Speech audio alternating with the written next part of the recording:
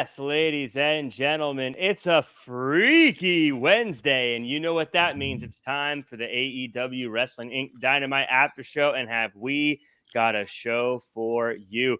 We've got Jon Moxley taking out everybody. We've got Shelton Benjamin versus Swerve in a banger, and they debut of Bobby Lashley. But before we get into all that, allow me to introduce the crew. I'm Jack Farmer, being joined by none other than Jimmy Korderas and George Hermoza. Starting, George, how are you this evening?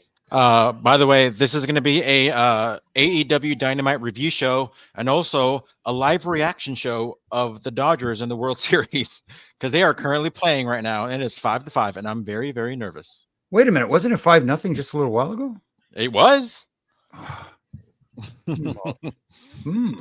These Dodgers, they don't know how to job out, right, Jimmy? Yeah, what a false finish. Jimmy, how are you doing today? I'm doing good. Just sipping my little Java here. You know. Little Java. What does that cup say? Oh, pothead. Oh, nice. Coffee. Yeah. Coffee. You sure you didn't have RVD on Roughing It Up podcast recently? Not recently. But I am fighting through it because I got a little bit of I don't know if you can see the swelling there. I got a little tooth issue, so I got getting that fixed tomorrow. But I'm here now. No. Oh yeah, your eyebrow looks a little, yeah, I can see it. Right there. Yeah. I thought you gotten the ring again, Jimmy. I thought you laid down the law with some folks. No. It's going to take a lot more than an invite for me to do that. Well, we absolutely have a whole lot of stuff to talk about on what I thought was a very Fright Night fueled episode of AEW Wrestling. Before we get to all that, though, we do have a lot of news we want to talk about. First off, something that's a little heavy, something that's a little sad. I want to talk about Chris Bay, a TNA wrestler who was unfortunately injured.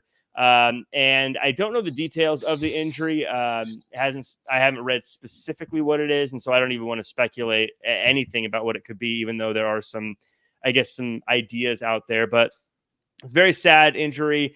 But something cool that's happening, Jimmy, from all this is a GoFundMe was started, and a lot of people, including fellow pro wrestlers, have chipped in to try to help Chris Bay out financially. And one of the cool things about pro wrestling, and you'll see this, is wrestlers from across the spectrum, wherever they may be, different companies all come together.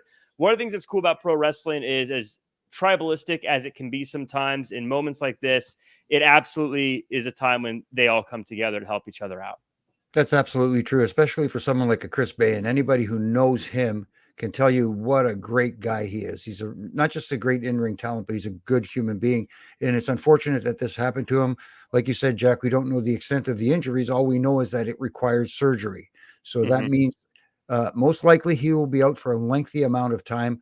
So it warms my heart to see what's going on now with the wrestling community. Like you said, everybody from across the spectrum, it doesn't matter what 3 letters or 4 letters precede the company name.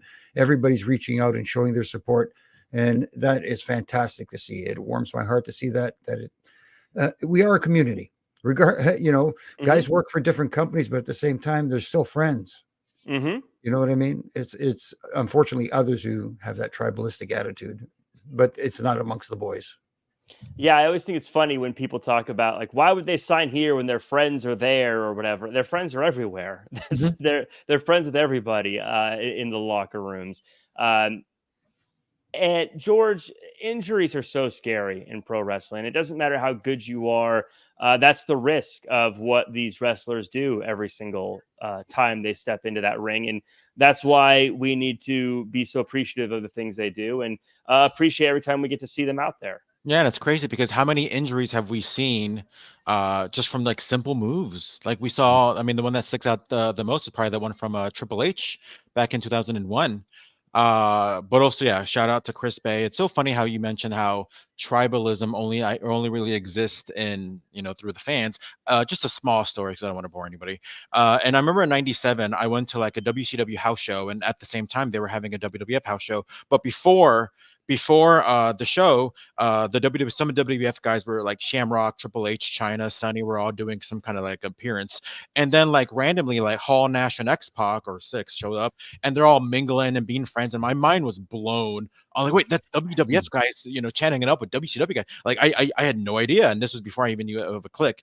But yeah, like this goes back, like the boys looking out for the boys, the girls looking out for the girls, and vice versa, boys looking out for girls, girls looking out for boys. But yeah, it's always cool to see the community, kind of stick together. I think Edge I think he donated maybe like 10 grand. I think I saw, which is amazing.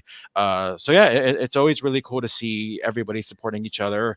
But like you said, tribalism is not real. I mean, it's real in the sense of like, obviously it's a thing, but it's really like, like everybody's friends, and if anything, there's probably more people that don't like each other within the actual promotion as opposed to like, you know what I mean? Like, oh, I don't like you because you're an AEW. Like, no, that doesn't exist. But I'm sure there's like maybe an AEW person that doesn't like another AEW person. Yeah, when people don't like each other in pro wrestling, it has nothing to do with the company they work for. No, there's personality clashes everywhere, and that's all it is. But whether it's jockeying for position on the card, whatever you think it is, but for the most part, everybody's got each other's back. And when push comes to shove, they're showing it right now for Chris Bay. It was, I saw now on Wrestling Inc. They have a list of some of the wrestlers who have donated, and it was funny, you see like Matt Hardy on there. I think a lot of folks were on there, but then for it said Cody Reynolds and then in parentheses Cody Rhodes. And at first I thought that Cody had written that in the donation, like we wouldn't know who that is, and he had to clarify who this was. And then I was, oh no, Wrestling Inc. put that, so we know whose name that is. But at first I thought it was Cody Rhodes. Be like, no, this just so you know, this is who I am, and it made me giggle a little bit at the idea of that. But it is it seems like a pretty big injury. Chris Bay is someone who, everything I've heard, is a very well loved person. I got to work a show with him, luckily, a few years ago for Championship Wrestling. He was there for a taping. Didn't get to chat with him a whole lot, so I'm not going to act like we're super close. But in all my interactions with him, he was a super cool guy. So wishing him the best. And if you have a couple bucks, check out the GoFundMe and throw it his way. I'm sure. Or even I think they're doing something on Pro Wrestling Tees as well, where if they buy like a certain shirt, I think they're matching like the proceeds. Yeah. Right. And if you go to the TNA website or their Twitter account, there's an auction going on in the near future. You can check it out there as well. Yeah. So definitely check that out and help out someone who could absolutely use it. We also have someone else with some sad news. Unfortunately, we're starting today with a bunch of sad news, but New Japan Pro Wrestling star El Phantasmo revealed he has cancer. He said in a message, quote, "Just want to get this out of the way so everyone doesn't worry about me. The last 2 weeks, I've had a bunch of scans and tests done, and doctors have found a little tumor of cancer. Things are thankfully happening really fast, but I have amazing family, friends, and fans by my side, and I'm so grateful to have the support of warriors who have gone through the same thing before, and I look forward to help those going through it next." George, a powerful message from someone who's going through something that is terrifying. Yeah. I mean, and shout out to him for being, obviously staying positive, because really there's really nothing more that you can just kind of just think positive about the situation. But yeah, great talent. One of the shining stars in New Japan, especially with the whole expansion into America that they've had in the last 10 years. But yeah, I mean, it looks like he's going to kick out, not just kick out, but maybe a kick out and maybe even before a 1 count. So it's good that they caught it early, and hopefully we will see more of him in the ring soon. Yeah, anyone who's dealt with cancer or knows someone who has knows it's a scary thing, and we definitely are wishing him the best, Jimmy. Yeah, absolutely. Because, like you said, cancer it could hit anyone at any time, and it sneaks up on you, and then you don't know it. But it sounds like he's got a positive attitude, and he's got a good team of medical staff looking after him, which is a great thing. So we wish him nothing but the best, and that positive attitude does go a long way with something like this, because if you start festering and let it fester inside, that negative energy, in my opinion, I believe this anyways, negative energy has a negative effect on your body. Positive energy has a positive effect on your body. So I'm glad he's keeping a positive attitude. I agree completely. And of course, thoughts are with him. Speaking of someone who's on the other side of some bad news, Kenny Omega was recently announced by New Japan Pro Wrestling on their website that he would be making a special appearance at New Japan Pro Wrestling Power Struggle, scheduled to be held on November 4th in Osaka. In their announcement, New Japan pondered what would come from Omega's special appearance, his first in New Japan since New Year's Dash 2023, teasing it could be related to Omega's reunion with Tanahashi earlier this month. George, I don't know if he's going to be getting physical or if this means that Kenny Omega is going to be in ring action, but I'd have to assume that this means he's closer if he is getting involved with stuff during the shows. Yeah, I think so too. It's been a while since we've seen Kenny Omega, not just in action, but just in general. I know he had that one appearance that he had, was it like 6-7 months ago or so, on AEW. So the fact that he's, open not just to making an appearance, but also traveling to Japan, I think that's a pretty big deal as far as one step closer to seeing him in his highly anticipated in-ring return.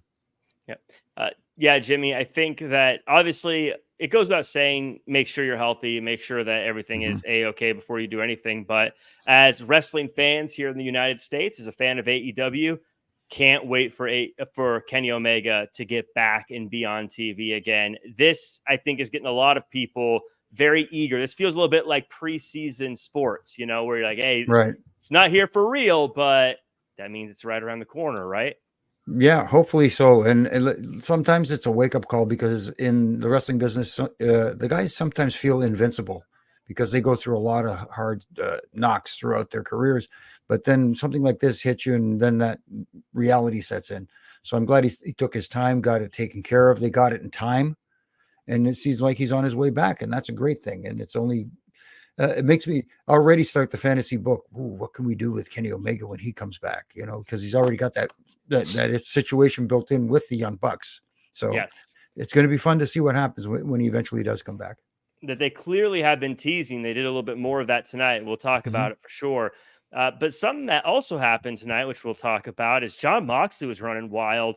On October 29th, Moxley filed a trademark for the term Death Riders for use in wrestling entertainment and merchandise. The Death Rider is the name of Moxley's finishing move, or a variant of it at least. However, with regards to this trademark filing, it seems likely that Death Riders will be used to refer to a group of people rather than a wrestling move. Jimmy Korderas, they didn't say it tonight on the show, but is this the name of Moxley's new group? They haven't called themselves the Blackpool Combat Club in some time. No, we haven't got a definitive name for that group.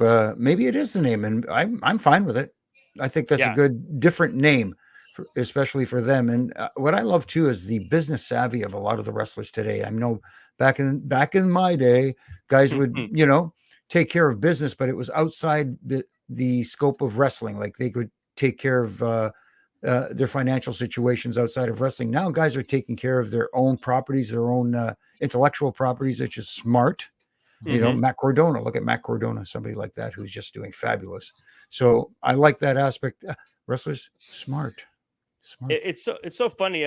Cody Rhodes was interviewed today, and they, I think it was the Andrew Schultz podcast, and they showed the Bullet Club logo, and they were talking about how cool it looks. And Cody Rhodes was saying that was a Finn Balor thing, but he doesn't think Finn Balor made any money off of all the sales and the millions that logo has made with shirts. Because it's not his. And you think, man, going back to that ownership thing, that's why it's so important. If Finn Balor owned the rights to that thing, he could probably sail off into the sunset off the Bullet Club merch alone. But that's why it's smart. And I'm glad that those guys are getting all that locked in and squared away.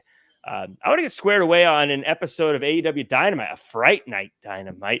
But before we do, as always, thank you so much to everyone who is watching the show or listening later on. Appreciate all the likes, the comments, the shares, subscribes. Appreciate all the lurkers. And appreciate everyone who is in our chat with us as well. Danny Cochran, Laura Rock, Ronald Edwards III. Haven't seen you before. Beer Money, who says best Dynamite in a while, but sadly, so many people watching this insane World Series game. You're probably right, but that's why I do not care about ratings.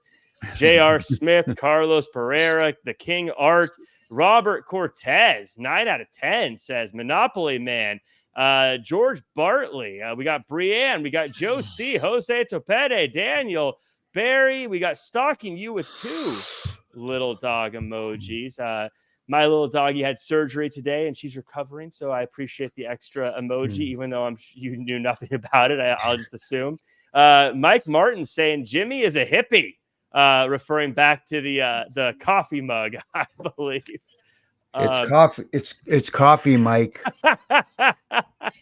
Corey Pride saying Bobby is the worst kept secret in wrestling, but sure glad to see him. We will talk about that. Fernando adding that Dynamite was fire tonight. Sunny Sitar in the chat, Killer Demons, Maria, Cold Night, and George Bartley. I think I said that already. Laura Rock. Beer money with the question before we get into all this, though. And George, we're starting with you. George, if you guys were to dress up as a wrestler for Halloween, who are you choosing? Oh man, put me on the spot, Will. Yeah, I gotta say, I think the person that is probably the easiest to dress as, and without getting any kind of criticism, has got to be John Cena, because you won't be able to see me. So you're just not going to the party. Is that it? Pretty much. No. Honestly, I think it'd be fun. I mean, I love going to the Comic Cons and seeing like all the different types of like Randy Savage, because he's got so many different types to choose from. Whether I saw like last time I went to the Comic Con, somebody was dressed like the Slim Jim Randy Savage, the yellow and the red, which is always pretty cool. But I don't know. I think I'd probably try to be a little creative. I'd probably do with like the face paints, maybe like a Run of the Road Warriors or something. Yeah. Ooh, that'd be the Road Warriors would be a fun one. Jimmy. If you could dress up as a wrestler, who are you dressing up as for Halloween? Well, we used to do it on Aftermath every year for Halloween up here in Canada for the TV show. And I just pulled up a picture since I happen to have. I don't know if you'll be able to see this if you're watching at home. Right in the corner there, myself. The genius. Santina. Are you the genius? Nope. You're Al Snow. Yes, I have Al Snow. I have the Job Squad thing. So who was the genius? Who was dressed up as a genius? Oh, Nug Nargang. Oh, the genius is a good one. Yeah. And Anthony is just, I guess, Anthony. Santino. Yeah. So we had fun like that. And one year I dressed up as Triple H, had the long hair, the cut off leather jacket, and the whole bit. So that's a good one too. I've always said if I was going to dress up as a wrestler, I'm dressing up as Buff Daddy, Buff Bagwell. I'm getting the top hat. I'm getting the suspenders. I'm gonna have the fake tattoo on my arm. Well, his is real, but I'm gonna have a fake one. Buff Daddy is who I would dress up as. I want to get a megaphone and do Jimmy Hart one year. Jimmy Hart would be a good one too. I feel like he'd be excited to see you dressed up as Jimmy Hart too. Then I could sing. He would. I feel like Jimmy Hart would want to get a picture with you dressed up as Jimmy Hart. Oh my goodness! He still apologized to this day for the WrestleMania 4 thing. Oh, Jimmy Hart's a treasure. I know. We also got Corey Pride in the chat, Mr. X, Danny Cochran saying Bree mode. Thank you so much. Lots of folks here in the chat. Let's talk about this episode of Fright Night. We start with a cool Halloween themed intro that leads into the usual Jon Moxley group video, but Orange Cassidy cuts it off. He says this isn't who he is. Orange Cassidy says he's not a leader, but the young men and women of AEW don't know how much danger they're in with Jon Moxley. He says Jon Moxley doesn't need AEW, but Orange Cassidy does need AEW. So Orange Cassidy is going to stop Jon Moxley by challenging Jon Moxley for the AEW World Championship because he's freshly squeezed Orange Cassidy. He's the next AEW World Heavyweight Champion, and he still doesn't need a catchphrase. Jimmy Korderas, in my opinion, this was exactly what we needed from Orange Cassidy tonight. But what say you? I agree. He needed a change in attitude, and we got that, even though he was saying he's not the leader. He should, that he should be, but we got a different Orange Cassidy. It was more intense. There was more fire in his promo. That little thing, he kept the glasses on. He took them off at the right time to show that intensity. And challenging for the title, I get it.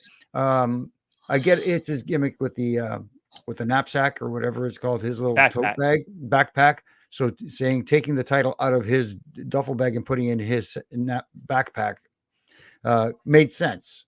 But I liked what I saw from him. I like a change because for the last 5 years, there hasn't been any difference in the presentation of the Orange Cassidy character. Now we're getting difference. And I like that.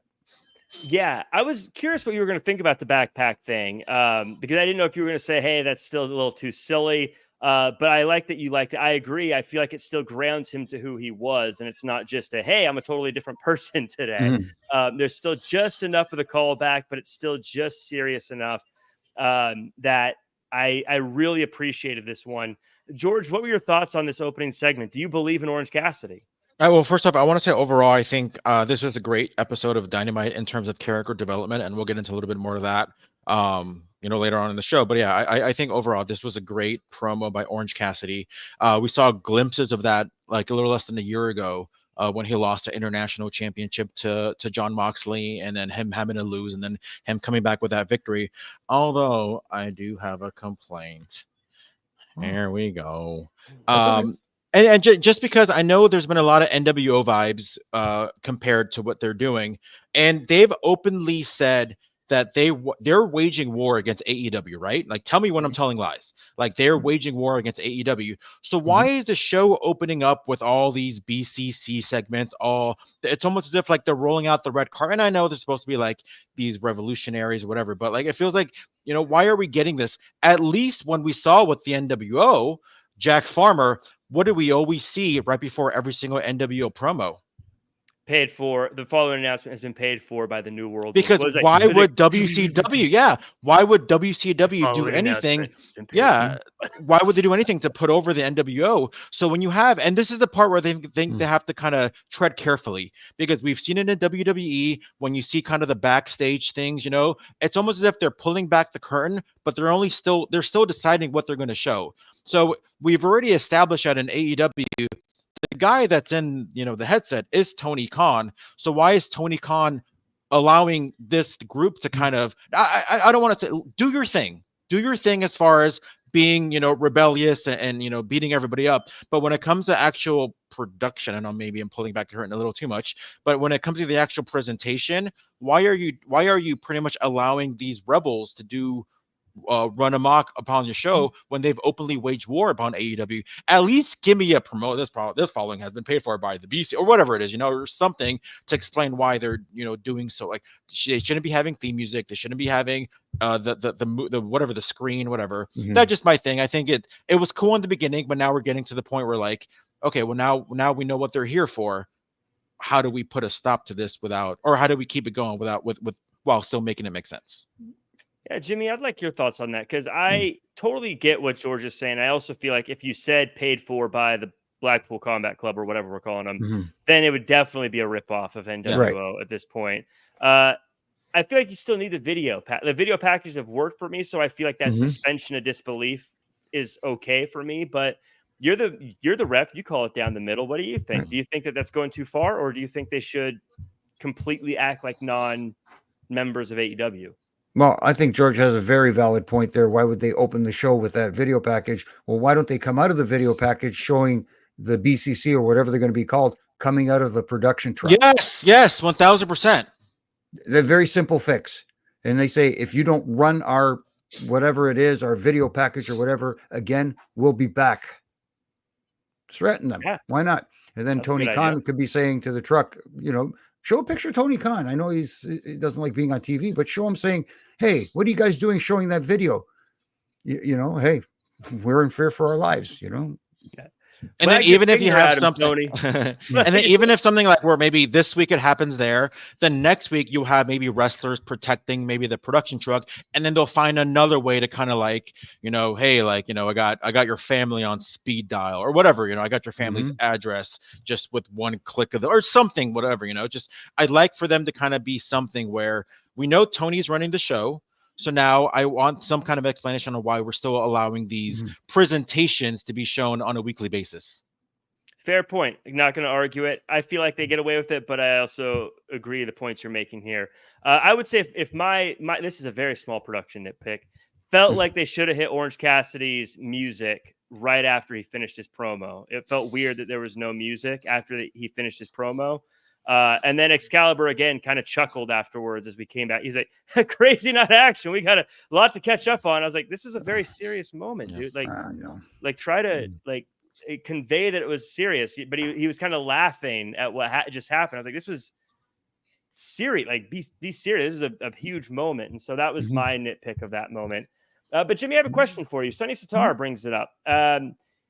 Says Renee ruins the storyline with what Moxley's doing. Obviously, in real life, they are hitched.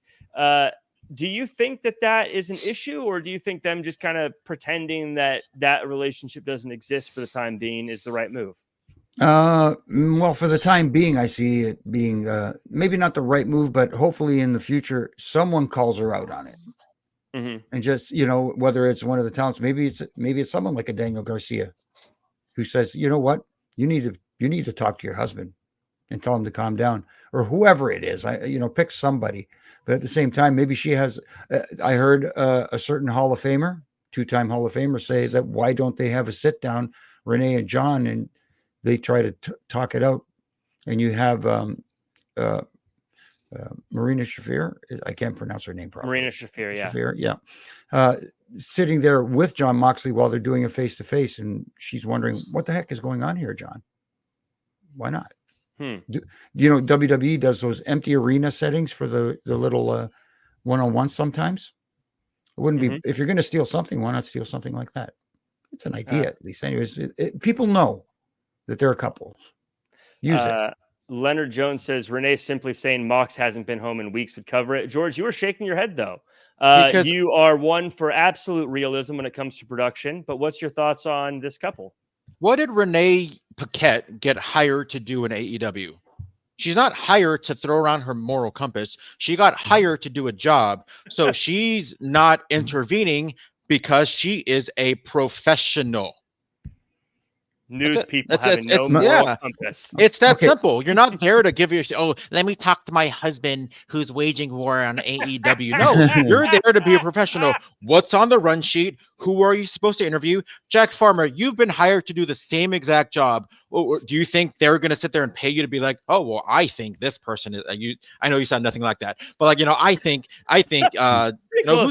I don't like the way Peter Pretty Avalon rolled his eyes at this person. Like, you're not there to do that. You're there. Look at the run sheet. Look who you're supposed to be interviewing. You're not there to give your opinion. I'm there to cash checks. Yeah, exactly. Don't give your opinion, but at least show some kind of. Don't act like everything is hunky dory and nothing happened. I think as long as they're separate, it's fine. But if she is interviewing, let's say, and we'll talk about, interviewing one of the people involved in this situation. Like if she interviews Orange Cassidy next week, she can't pretend like she doesn't know who John Moxley is. But if she's back there just like interviewing, as we'll talk about in a moment, Adam Page, I think it's fine. As long as she's separate, I think it's fine. But if they do anything that crosses paths, she can't pretend like there's not a connection there. That's my thought anyways. Fair. Anybody in the chat, let us know your thoughts. I'm curious what you think about that whole thing. Sonny, great question, though. Thank you for sending that through. We got a matchup. Adam Cole, baby, versus Buddy Matthews. Adam Cole almost hurts his ankle again coming off the ring apron. Buddy Matthews starts working the ankle, and eventually the ringside doctor says the match needs to end. Matthews goads Cole back into the ring twice, allowing Cole to eventually get the win. The two share a respectful handshake, but the lights go out, and when they come back on, Adam Cole is face-to-face with Malachi Black.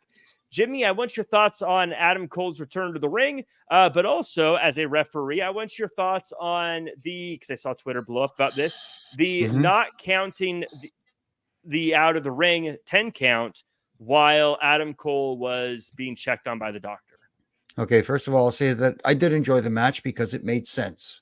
Him selling the ankle and Buddy Matthews going after the previously injured body part made perfect sense. It was storytelling 101 in a wrestling match. And I have to give Adam Cole credit, being out of the ring for so long.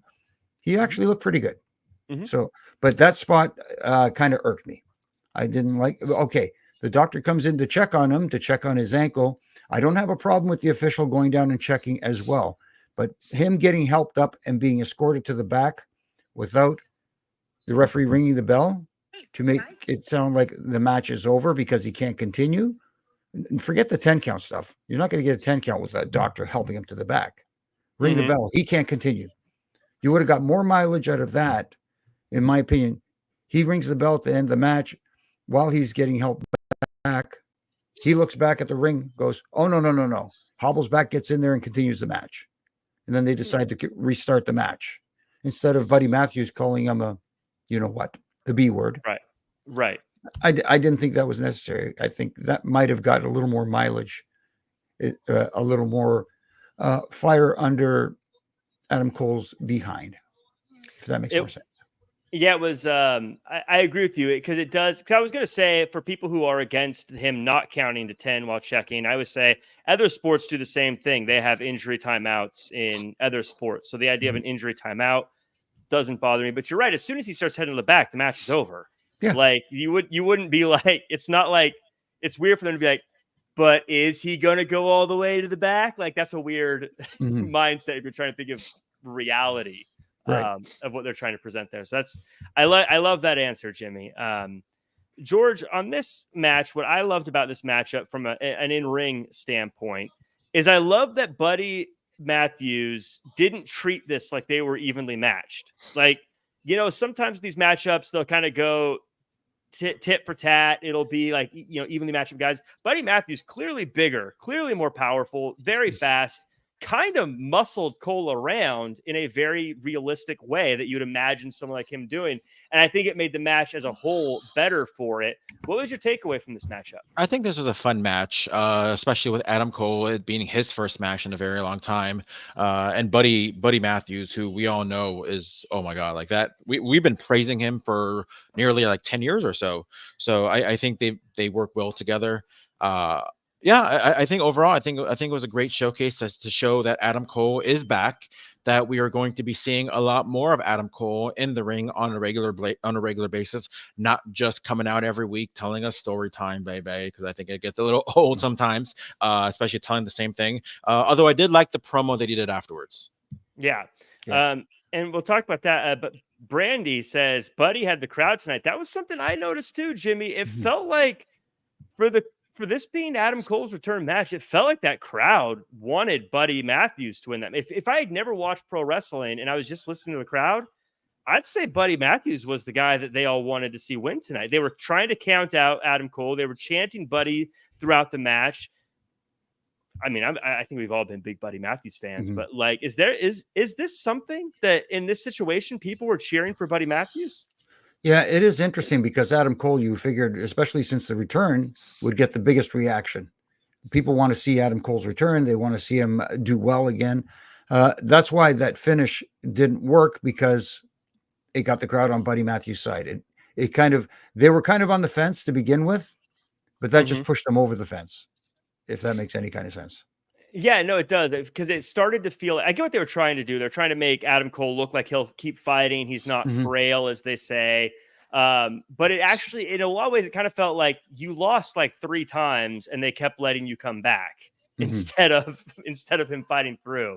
I think is how it played to a lot of people, especially in the audience that maybe weren't able to hear the commentary. I thought that was interesting. My nitpick on this one was O'Reilly's watching, cool. MJF is watching on, cool, but clearly MJF was pre-recorded with a much better camera because it looks so you know what I'm talking about? It was so cinematic the way MJF was sitting there, and the sound was different. But like, so you could tell he just pre-recorded himself, like sitting there, you know, it's like I don't know. Visually, it was just like, okay, I get what you're doing, but I don't think it worked. George, you mentioned the promo, him cutting a promo, talking about how he had to do the devil thing to get revenge on MJF, even though it might not have been the best way to go about it. Do you feel better about this rivalry after this? Because I know last time you were very upset about the promo Adam cut, and you didn't feel like it was good enough. Do you think this fixed it? No, I don't think so. I don't think it really made the situation better. It's still a little weird on why they're feuding. And I know I've said, like, the people involved are great. But let me just make this quick analogy. How many movies have you seen where the cast is fantastic, but the movie just sucked? There are plenty out there. And again, nothing again. And again, maybe down the road, it'll be the same people involved in a story that has nothing to do with, whatever they're trying to explain. But for the story that they're doing right now, I'm still a little like weird. Like, I don't think it's good.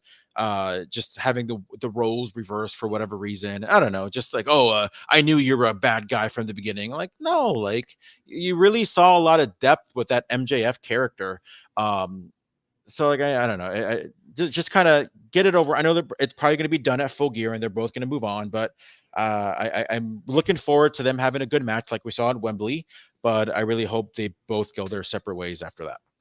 Yeah, I'd be happy if they just never mentioned the devil stuff ever again, and just kind of just moved. Like now we're into the mat. Now we can just talk about what's coming and forget why. How we got here. Jimmy, one thing that I didn't like about this promo, I love Adam Cole's promo. I think he delivers great. I agree. I think George's commentary on a great actor in a bad movie is a good comparison, but he said something that bothered me, Jimmy, and I don't want to go on. I don't want everyone to get on a rant. I feel like this is going to light up the chat. I feel like this is going to be a big thing, but he was talking about all the people that MJF has hurt, and he was like, look what you did to Wardlow. And I was like, well, cool, Wardlow, but you know who else abandoned Wardlow? Adam Cole. Adam Cole, baby. Adam Cole also abandoned Wardlow. Right. So that was like, what are you doing? He was your friend too, Adam Cole. What are you doing? It's revisionist history. Sometimes that happens. What can I tell you? It's a good catch. That one slipped by me. I didn't really catch that one, but now that you said it, well, maybe he should have left that name out. I'm hoping that this is a tease for the return of Wardlow. Hoping. What, Fingers crossed. Refresh number 4. Let's hope. Maybe 4th time's a charm. Danny Cochran says, I'm starting to agree with George. Am I turning to the dark side? Welcome to the dark side. You had that queued up, George. I love that that Barry White voice that came out of him. Yeah, George. James Earl Jones. I mean, that's right. And I'm never ever gonna give you up. We've got Kyle Fletcher. He comes out with his streamlined haircut and calls out Will Ospreay. Instead, however, he gets his tag team partner, Mark Davis. Mark Davis says, you've changed. But Kyle Fletcher says Don Callis opened his eyes. Kyle Fletcher offers Mark Davis a spot in the Don Callis family, but Mark Davis leaves him hanging. George, you and I have argued about the star power of Kyle Fletcher. Are you on the Kyle Fletcher bus, or are you still letting this bandwagon pass you by?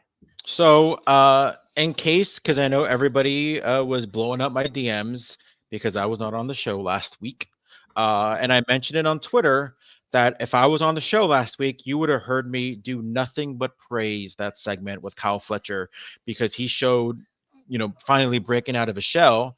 But I will say as much, and I mentioned it before, as much character development that we've seen in the last week or two with Kyle Fletcher, and I love that they brought back Mark Davis. I've been wondering where he's up to, and I've been wondering how they're going to incorporate him into this whole story. Is it going to equate to wins? Because it's great that we're seeing Kyle Fletcher do his thing, but now can he beat guys like an Adam Cole, a Hangman Page, a Jay White? These guys that are really, kind of gatekeeper to the main events. But can Kyle Fletcher become one of those guys that really get into that upper echelon of being a top guy? And again, that's what we have to wait to see. I do think that when we do see that inevitable Kyle Fletcher at Will Ospreay match, Kyle Fletcher pretty much has to win that match, or else it's going to be all for nothing. I do believe he has to win because he shaved his head. If he is going to lose and he shaved his head, then you could have made that a match, hair versus hair match. And he could just be like, Will, I don't want you to look like me. I'm going to shave your head. No, whatever. We'll get there. But Jimmy, what are your thoughts on the promo? Mark Davis, I believe, was injured. I don't know if he's fully back yet, but it's good to see him back on TV. Jimmy, sometimes AEW rivalries, I always feel like can be a little bit too straightforward. It's kind of like in our main event. It's kind of like, hey, I have a problem with you. Okay, we'll have a match. And then you have the match set up. With Mark Davis showing up instead of Will Ospreay, I feel like that adds a little bit of a wrinkle to the Kyle Fletcher, Will Ospreay situation that might give us a little bit of mileage out of it. Do you like this wrinkle? Do you like this addition to Mark Davis, or do you feel like let's get to the main course already? I like the fact that they brought in Mark Davis because, like you said, it prolongs the the eventual Kyle Fletcher Will Ospreay match, because one of the things they tend to do is, we talk about them all the time not telling stories. They do tell stories, but sometimes they blow through them so fast they're not even a chapter long. And I like the fact that at least they're taking their time. They've got Mark Davis in there to be that wedge between Kyle Fletcher and when he eventually gets to Will Ospreay. Now, whether the fans will be on board with this little mini rivalry before that one, that's a different story. But at least they're taking their time getting to Kyle Fletcher and Will Ospreay. Don't rush it. Well, in the chat, everyone, question of the day: are you team Will Ospreay or team Kyle Fletcher in this whole thing? Guess what? I'm team Kyle Fletcher, baby. I'm about to cut my hair just like his, just so I can be part of that bandwagon. Before I would pay money to see that. Yeah, it'd have to be in a matchup. That's the thing. Okay. Me and Emily May for the battle of the best hair on Wrestling Inc. Except I'd win at the end. Corey Pride says, team Ospreay. Laura Rock says Ospreay. While everyone's answering that question, I want to throw, George, to you just real quick. How did you like the vibe of Fright Night? The orange ropes, the cemetery, the all that fun stuff. Did you think they did a pretty good job? I dig it a little bit. I mean, it kind of gave me the old Halloween Havoc vibes from WCW back in the day. I feel like they still need to do a little bit more. Oh, wow. Sorry, Dodgers reaction. They do need to do a little bit more as far as like maybe creativity, because all their shows, all their pay-per-views, Battle of the Belts, whatever they want to call it, they all look the same. So I'd like a little bit more variety, a little bit more, colorful. But I mean, I like that they're trying. So I mean, I guess the C+ for effort, or the A for effort, but C+ overall. Leonard Jones says they need a giant Halloween Havoc pumpkin. Man, that Halloween Havoc demon pumpkin was so cool. Where is that? Get that thing out of the storage unit, Triple H. I know you know where it is. But it's in Stanford. If I was running that company, it would go broke. But I would have the demon up and running 24/7 outside my office.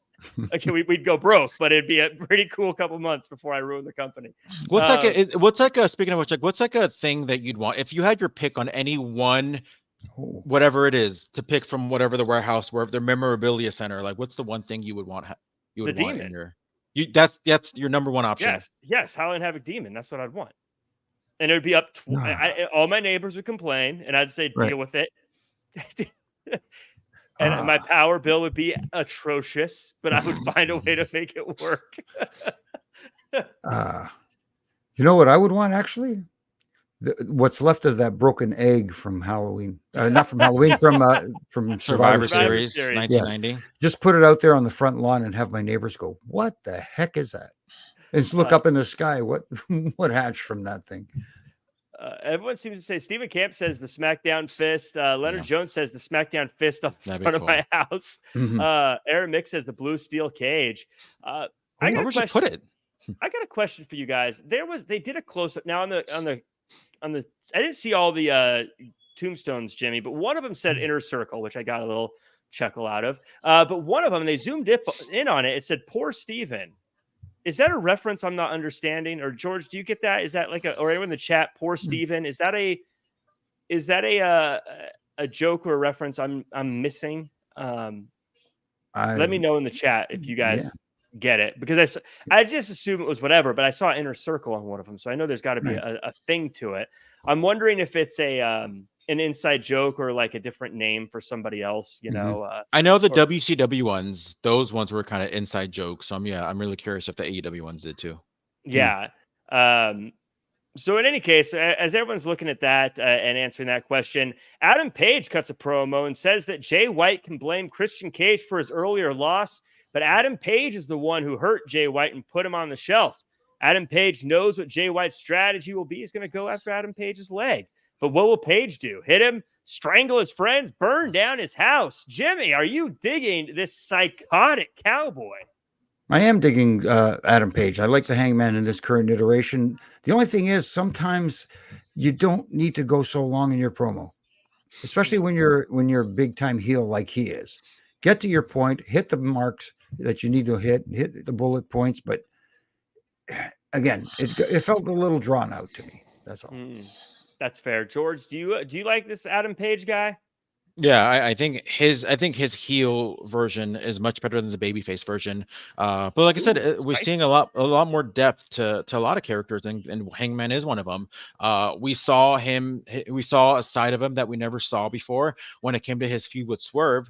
So now it's like, how can he continue that? How is he just going to be just everything revolve around Swerve and whatnot? But we're seeing a lot more depth to it. So I really dig what we're seeing with Adam Page, and I'm hoping that maybe he'll get like a nice run as a world champion as a heel sometime soon. Adam Page is one of my favorite characters of the past 5 years, so I'm absolutely digging this. I do love how he's not just letting what happened with Swerve disappear. Like, he's reminding us he's kind of crazy. So if he's, it's in different ways, but it reminds me a lot of like Mick Foley, where he's like, hey, look, if I'm willing to do all this stuff, what'll I do in our match, this weekend or whatever? And you're kind of, oh yeah, what will he do? And so now he's got that sort of aura around him, a different aura, but you know what I'm saying, that he could, you don't know what to expect. I'm not trying to compare him. Mick Foley's a legend, everyone get out of my DMs. I get it.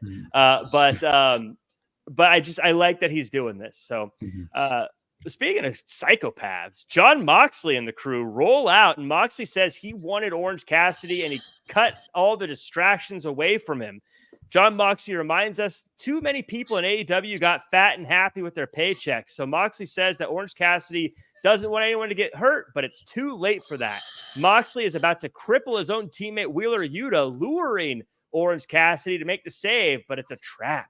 Orange Cassidy and Dark Order are dismantled until Darby Allin descends from the rafters.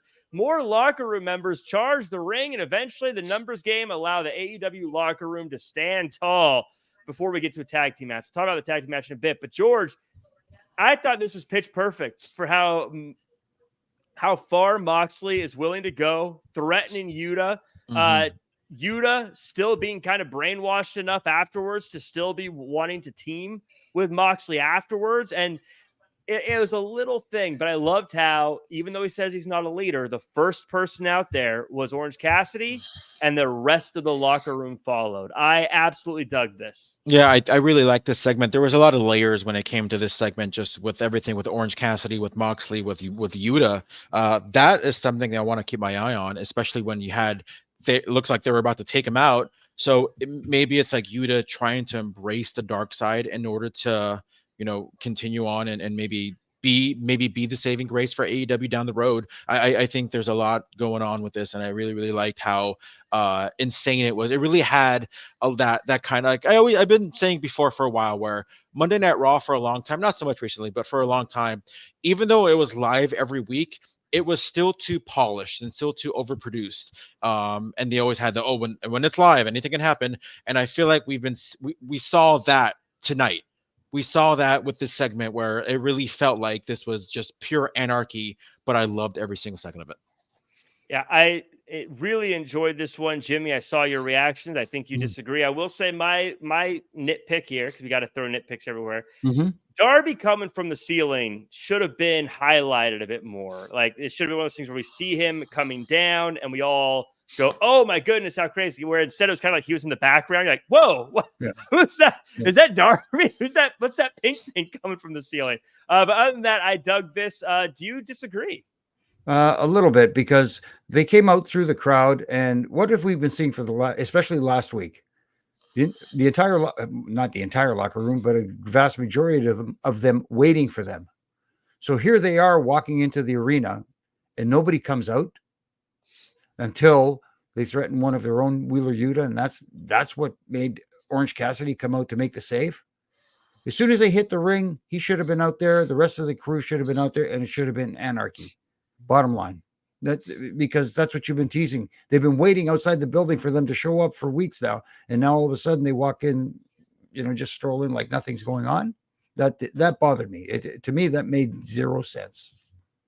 I get what you're saying. I think because they needed a leader to lead. They needed their Captain America to bring them out there. I feel like to merge what happened with what you said, though, it maybe would have been kind of cool as if people ran out there like Dark Order, got wrecked, but then when Orange Cassidy came out, he helped turn the tide and help bring everyone back instead. You know what I mean? Like, now that he's kind of our leader, he's rallying us to to stand up to these guys. And to your point about Darby, when Sting used to repel from the ceiling, how did they shoot that in WCW? They looked up at it. Exactly. That's what they should have done with Darby. Yeah, that one I absolutely agree. They needed to definitely, like, that should have been a focal point and a bigger moment too. Right. I kind of felt like he got wrecked pretty quick for that big entrance also, because he came down, he put, I think, Claudio in a sleeper and then got put right through the announce table. So it was a bit like and George just getting ready, like he's getting excited about this fight. Nothing tie game to do with the baseball game going right now. I love this. This leads right into the Private Party Young Bucks Tag Team Championship match. Christopher Daniels earlier in the night warns Private Party of the seriousness of putting their team on the line and reminds them of SCU's fate to the Young Bucks. The Young Bucks wait until Moxley's group is gone before coming to the ring, staying consistent with their cowardice in previous situations. During the match, Matt Jackson tries to use the ring bell on Isaiah Cassidy, but Mark Quinn stops him, only to accidentally hit Cassidy himself.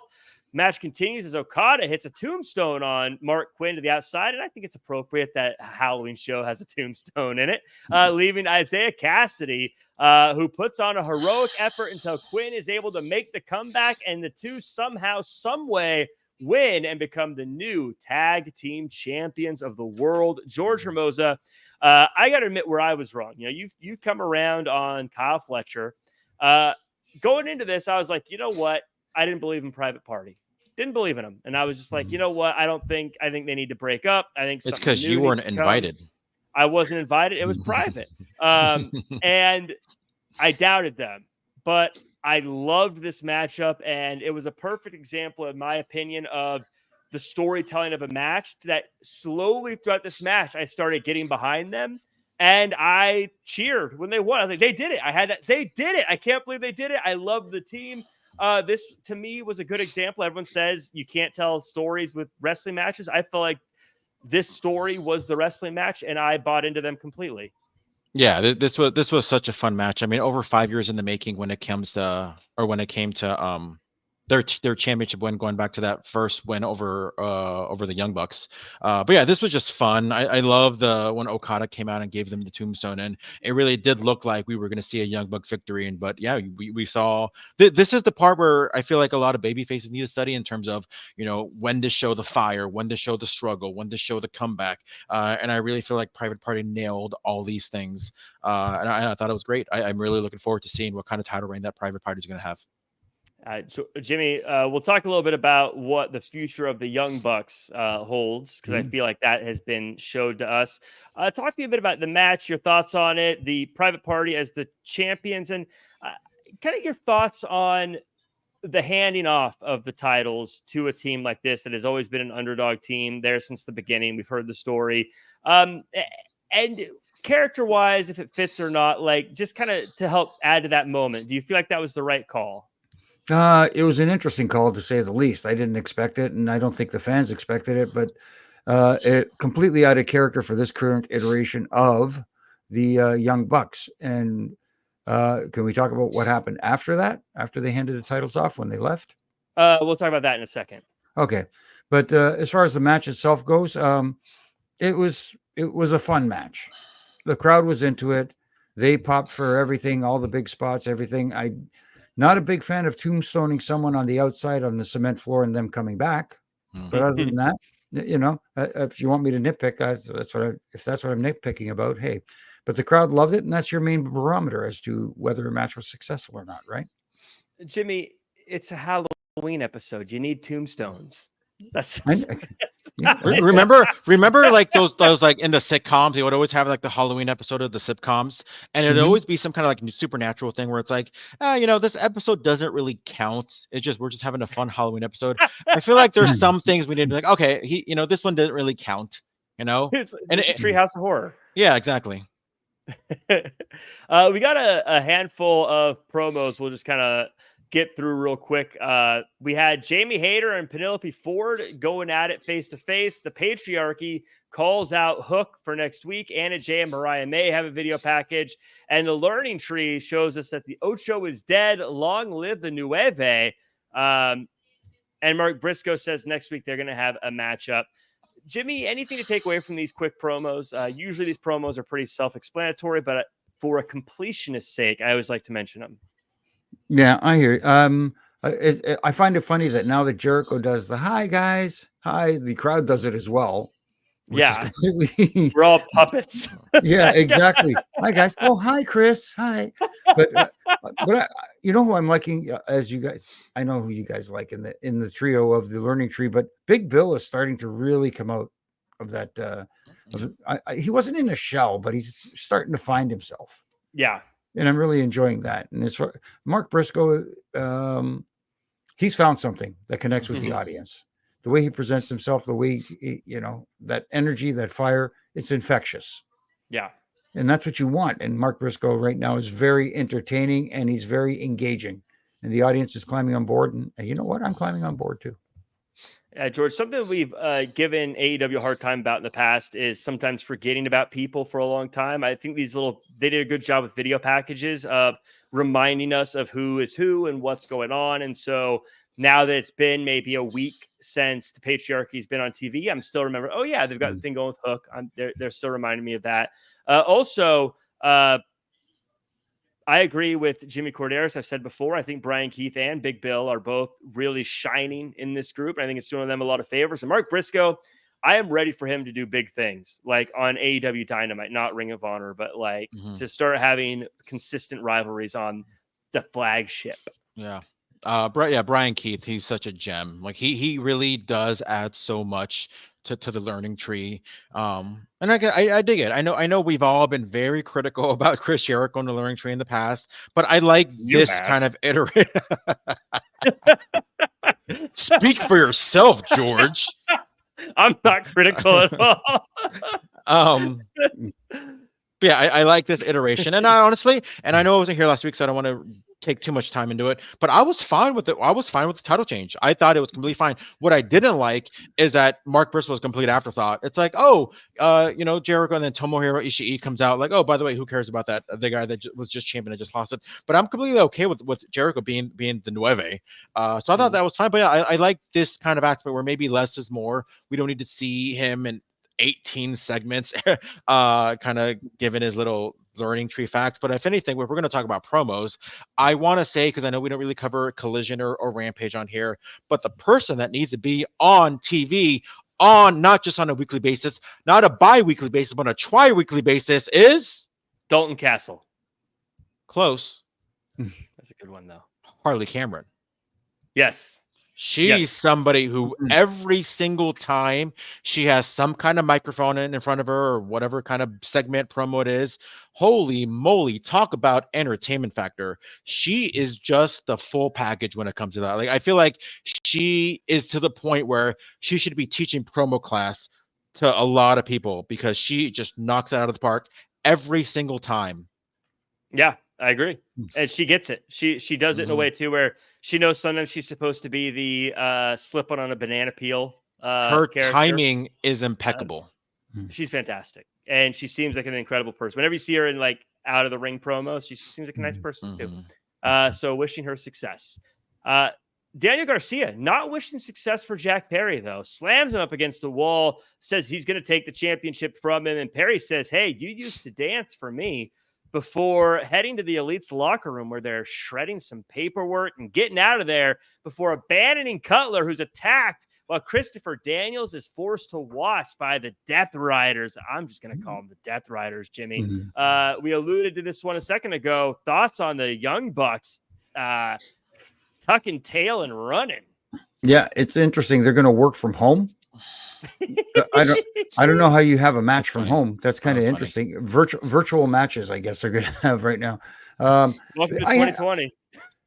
I am one who's giving Jack Perry credit for making the best of a bad situation for ever since that video. I've said it here before several times, but I want him to be more heelish and stop trying to be tough guy Jack Perry, because when Daniel Garcia had him pinned against the wall, he was smiling.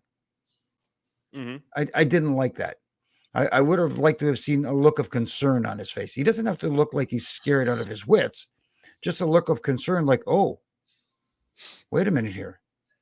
Daniel Garcia is serious.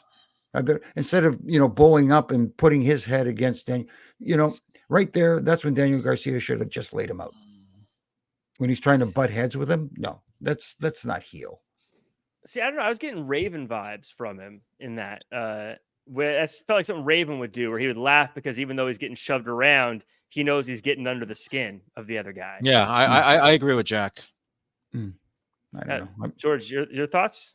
No, I completely agree. I thought that first. I had to rewind it a little bit. I'm like, oh, is he smiling? But I think it was just kind of like a, hey, you think you got me, but I really got you. Kind of like we see it a lot of UFC too, where some guy gets hit and he'll just kind of like smirk because like, oh, you think that hurt me? Oh, you ain't seen that yet. Yeah. Talk to me, Jimmy, about the Young Bucks tucking tail and running. Jerry Dean says Bucks doing the Briscoe and Pat Patterson route. It's interesting. I saw a lot of speculation on the papers they were shredding backstage. I don't think that's actually going to mean. I think they were just trying to make it clear they were trying to get out of there and cover their tracks. But I thought this was fascinating. Clearly, the Death Riders are after the Young Bucks, and no one is safe. I loved what this implied. What this scene implied, Jimmy. Well, what were they shredding? That's the question. Were they shredding just documents? Were they shredding show notes? Were they shredding run sheets? Or were they shredding contracts? What were they shredding? That's the big question. And them tucking tail and running. Will they be the saviors of AEW? To be honest with you, I hope not. I know they're AEW originals and they're EVPs, but at the same time, I'd rather it be someone else. Trying to figure out who. I'm going to add on to that because in a way I agree, but I feel like I want to see another step. And George, let me know if I'm overthinking this, but I want them to try to be. I want them to be forced to be the saviors of AEW because the Death Riders are coming after them. I want them to valiantly try to stop the Death Riders, but valiant attempts never end in success, as we know. I want them to fail, and it's someone else, a younger person or someone who maybe has been overlooked that actually comes and saves the day. Maybe it's a returning Ricky Starks and Wardlow that come and save the day. Maybe it's another team that I'm not thinking of off the top of my head that are the ones that actually make the save. But I would love to see the Young Bucks try because they have to, but they fail for the next generation to be the ones to make the save. I do think they're leading on to something in regards to they're kind of being the hesitant ones as far as like maybe they're a little scared, but are they or are they not? But I do think we are seeing some kind of Young Bucks. I don't want them to be the saviors, like you said, but I do want them to at least defend the company that they started. Just something. Give me something. I want them to be like, I want it to be like Darth Vader at the end of Star Wars. Like he does turn to the good side, but it costs him in the end. He doesn't make it. That's right. I'm comparing Nicholas and Matt Jackson to Darth Vader. But they, in a way, I want them to have the turn, but I want them to be victims at the end of the day. Because I want us to all be like, oh my God, they destroyed the Bucks. I think that would make the Death Riders look even more menacing. It would make whoever does step up seem even like a bigger deal. And I just think that would be a cool thing there. So I will say, I said before a while back when they hit the pile driver on Tony Khan, I said, I love the idea, but I just didn't feel like these guys were the killers that needed to be in that spot. I feel like if we went back in time and we had the Death Riders be the ones that hit Tony Khan with a pile driver, it would be a whole different stratosphere because they have that menacing mentality. You'd be like, oh, these guys are absolutely dangerous. I think it would have hit way different if it was Moxley who did it instead of the Young Bucks, personally. We get to Kamille versus Chris Statlander. Haas sprint with Statlander getting the win in a nice and clean way. Mercedes then attacks Statlander from behind, tells Kamille to go to the back and says, if you want something done, you got to do it yourself. Jimmy, I loved this episode. I loved Fright Night. Not quite from top to bottom. You see, there was one thing that didn't sit well with your boy Jack Farmer. And it was this match. I love Chris Statlander. I love her. I think she's fantastic. I want all the good things for her. But I think you know where I'm going with this. Kamille, this is too early. What are your thoughts? Exactly too early. She got Wardlow already. Let's put it that way. You know, she comes in as this big heater. A lot of you know, coming in with a great reputation. Anybody who's seen her work in the NWA knows that she has the talent and works as a big, strong, you know, woman in the ring. Mm-hmm. And tonight, I hate to put it this way, and I hope I don't get canceled for this. Have your heater spayed or neutered. That's what they did tonight. I'm sorry. It's just what they did was they killed her off in one episode, but maybe actually in 3 weeks in a row. It took. 3 I was weeks. going to say it's more than one episode. Yeah, but tonight was the final pull the rug out from under.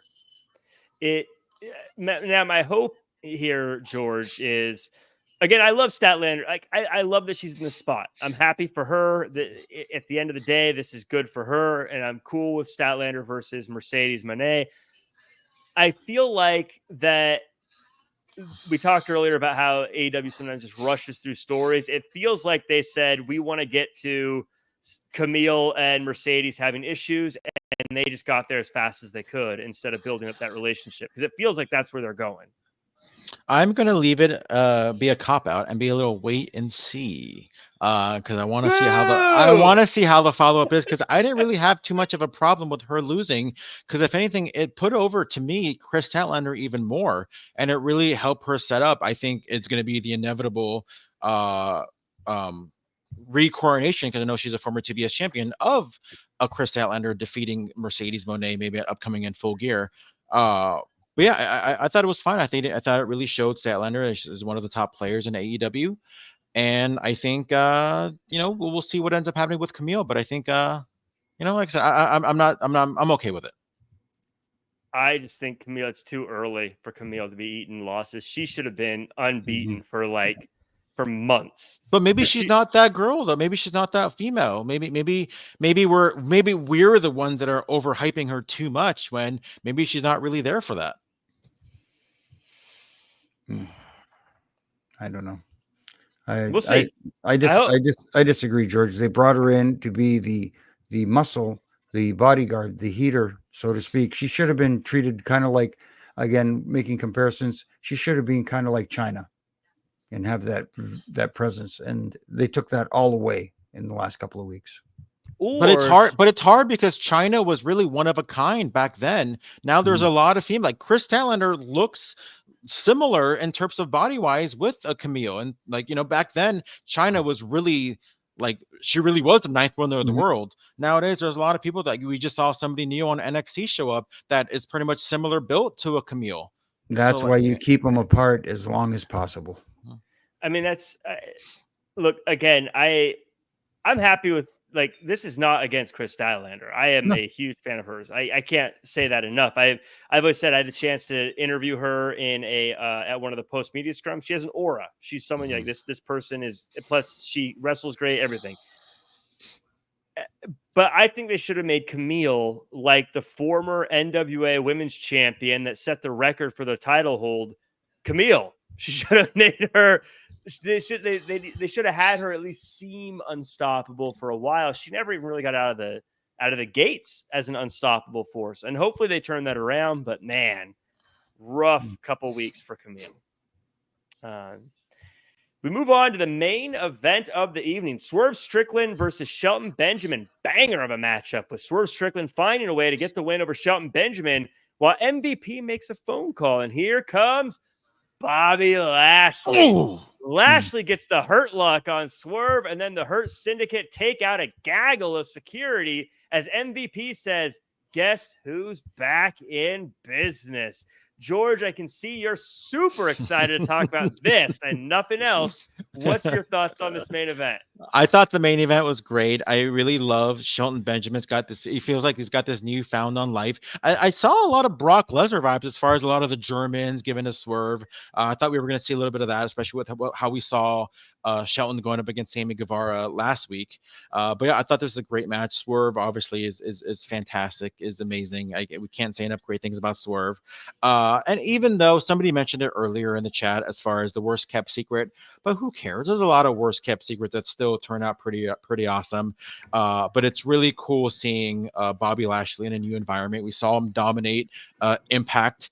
Like 10 years ago, we saw him be the dominator, the almighty dominator in WWE, former two-time WWE champion. And I think it's only a matter of time before we see Bobby Lashley become AEW world champion. This was, first off, Swerve and Shelton Benjamin having this kind of match on this kind of stage. This is going to sound anti-WWE. It's absolutely not. It's pro multiple companies. If there was no AEW, I don't think we would have had this kind of setup for these two guys, just based off of the time available in WWE. And this is one of the reasons why it's cool that there's multiple places, because these guys, main event, big fight feel, great matchup between these two guys who I feel like are going to continue to have big moments in AEW. Jimmy, the match was cool. Of course, the aftermath is what was really cool. Bobby Lashley, of all the WWE guys that have come to AEW, this one, and this isn't a shot or a negative, but for this one, for me, feels the most like a WWE guy standing in an AEW ring. And I don't know why. Maybe it's because of how he's built, or because he's been so much a part of WWE TV the past few years or whatever. But this one was felt like the most a WWE guy in AEW. To me, I could see that. For me, it's more MVP feels more like a WWE guy, and Shelton, because there was a time there where Bobby had left and come back. So for them, they were the longer tenured ones. But that being said, I enjoyed this match very much. And like you said, George, there's a newfound confidence in Shelton. He looks the part, and he looks great. But if I'm going to be nitpicky, I had an issue with the finish. Swerve going over clean. Okay. Because, Shelton, yes, he had two big outings the last few weeks. Then they put this match on him. There should have been, again, fantasy booking for me. Why not have Swerve go to the top like he's going to do the two-legged stomp? Hit Lashley's music. He comes. Can you imagine the visual of a shocked Swerve standing on the top rope, looking out into the entranceway? See, this is a situation where a DQ finish or a screw job finish would have worked for me anyways. That's again, I'm being nitpicky. That way you still save Shelton. His record is still clean. He doesn't eat a clean pin, and the Hurt Syndicate is off and running. I was going to ask, because there's a lot of kind of similar vibes with, not similar vibes, but in terms of, Shelton came in as a monster, and we all know how great he can be. And with Kamille, we're saying a lot of the same things. So I was curious if anybody was going to say, oh, it's not okay with Kamille, but it's okay that Shelton took a loss already. So I'm really happy that you're consistent, because, Yeah. Well, for me, again, that's my opinion. I didn't like it. Well, I think the roles are different too. Between the two wrestlers, though, I think Kamille is a bodyguard, where ain't nobody a bodyguard for Bobby Lashley. Oh no, no. Could you imagine the poor guy who has to be Bobby Lashley's bodyguard? It'd be half his size. To get to him, you got to get through me. But I will say, I thought that Lashley was really missing that pyro when he points to the sides, though. Yeah, I was expecting that. You need to get that pyro there when he does the points. I don't know what it costs, Tony, but I approve it. You can put it on your expense report. Get him some pyro. It's a write-off. It's a business expense. It's like making money. I will say, maybe I missed it, and you guys can correct me if I'm wrong. We had an overrun, but I didn't hear them say we have an overrun this time around. I think they just let it happen, unless I missed it. You mean on Twitter or on commentary? On commentary. Did they say it on Twitter? I mean, Shivani kind of said it like, "We'll be with this match as long as it's as long as possible, it whatever." takes. Yeah. But that was after we already passed the mark, though. I think it wasn't like at 250, or it was 250. It wasn't like at 50-minute mark going. And by the way, we have an overrun tonight. Right. I think I even looked at my my watch here, my Fitbit, and said 9:49 when he said we're going to stay with this match as long as it takes. Okay, it's not as bad though. We don't. Yeah.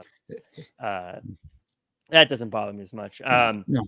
But I really enjoyed this. I'm really excited about Lashley being in WWE, and I already see people in the chat talking about the potential of a death. I'm just calling them Death Riders from now on. Mhm. Death Riders versus Hurt Syndicate, which I think is a money matchup when that comes down. Jimmy, I have a last question before we get into our wrap ups, though.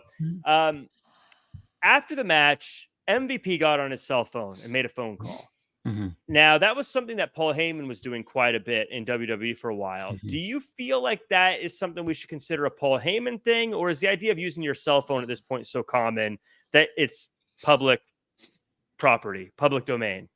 Does that make sense? What I'm asking? Do you get what I'm talking about? No, I get what you're saying. The Paul Heyman one was better because he had that big old phone with the antenna sticking out of it. Well, I mean, like recently, he'd always like do this where he'd talk into it, and you'd have like the like Roman Reigns. The Roman Reigns, yeah. Yeah. Have that one, yeah. It's okay. What they've done in wrestling for the entire iteration of this industry is borrow from other. Now his is a little different. I guess he's putting his own little spin on it, but at the same time, yeah, I guess you could say it is a little too Heyman-esque. Mm-hmm. It was, I think it's fine. It doesn't bother me, but I figure I was just like, let's see how people react to that one. Right. George Bartley says, did you, hear the 90-second call out, 45 and 30 seconds? I did hear that, unfortunately. Didn't ruin it for me, but it was a little bit of like, we can hear your guys talking. Your guys. That does it for us. So I love this episode. I really enjoyed Fright Night. Everyone in the chat, let us know your final thoughts. Again, like, comment, share, subscribe, 5-star reviews. Jimmy, final thoughts, and where can the world find you online? Well, it was for me, it was an up and down episode. There was like stuff I could nitpick about, which I did. And, at least they're, like you said, they're starting to work on characters and whether they have them go in the right direction. Again, wait and see attitude. I'm taking the George Hermoza route and wait and see. And as far as where you can find me here on Wednesday nights with you guys, the Roughing It Up podcast with my good brother in stripes, Brian Hebner, and I. This week we had TNA head official Daniel Spencer on. We had an all referee episode, so it was all stripes. And this week on the Huge Pop radio show on TSN Radio and iHeartRadio up here in Canada with my good buddy Donnie De Silva, Moz, and Thrasher. The Headbangers were on, and we had a fun chat with those guys. So if you get a chance, check that out as well. You can check out my Ref and Rants from Monday to Friday on all my social media platforms. Just, again, being nitpicky there as well, trying to tighten screws that I think need tightening. Yeah, the Headbangers, I think, if you were growing up during that time, was a favorite or a unfavorite, depending, I guess, on who you, depending on what your alliances were. But I love the Headbangers; they were super fun. And tomorrow you can find me in the dentist chair. Oh, good luck. Hopefully, it's not Isaac Yankem. Yeah, love that one. Love the reference. George, final thoughts, and where can the world find you online? Final thoughts. I thought it was a pretty good show overall. Obviously I'm a little distracted because they're 3 outs away from, winning. But yeah, I thought it was a good show. Like I said, I liked a lot of the character progression that we've seen, especially this week, and I hope we continue seeing it next week. Yeah, just overall, I thought it was great. You can watch me or follow me at G Hermoza, GHERMOZA. You can follow my wrestling channel, The Wrestling Chatter, on YouTube. We got an interview with Alex Wright dropping very, very soon, maybe within 24 hours. Going to get dropped very soon. They got Jack Farmer in the middle, who interviewed former WCW TV and Cruiserweight champion Alex Wright, and that was a very, very fun interview. I really, really enjoyed it, and hopefully you guys will all enjoy it as well. Yeah, that was a really fun one. In fact, I love this episode, just to say. I really enjoyed this episode. I think AEW has been super fun lately. Nothing's perfect, but man, this was fun. It was wild. It was crazy. It was a good time. You can find me at Real Jack Farmer across all social media. And you can check me out on Mondays on Wrestling Inc. covering Raw. You can check me out on Wednesdays covering AEW Dynamite. So talk about calling it down the middle. I'm on both shows, folks. But also, as George alluded to, I chatted with Alex Wright, none other than Berlin. That's right. I call him Berlin.